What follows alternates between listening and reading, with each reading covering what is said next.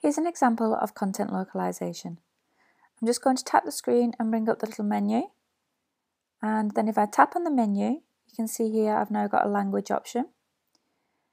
And I've designed these files with two different languages. So I'm now just going to select French. And if I just tap back, you can see now that the language on this page is now in French.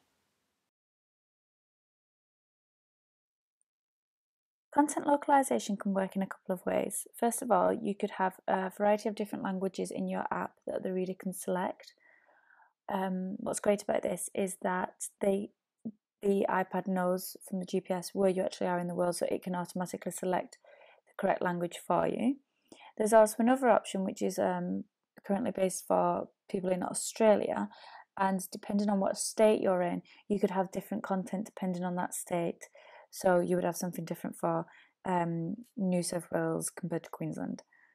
So I'll just show you how to set up the files. So first of all, we've got the first page which I've just designed, and that's in English.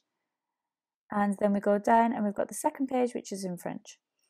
You also need to consider what your base page is going to be. And what your base page is just a standard page that anyone who isn't maybe in England or France, say for this example only, say if it was someone in Germany, then they would see the base content. So would you use the English file or the French file?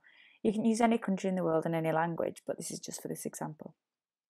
So if we now go to my folders, you'll see how I've exported this is we have a folder called EN and a folder called FR.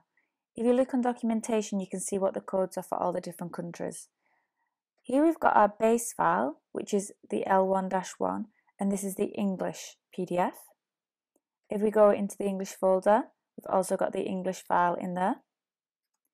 And if we go into the French folder, there's our French file.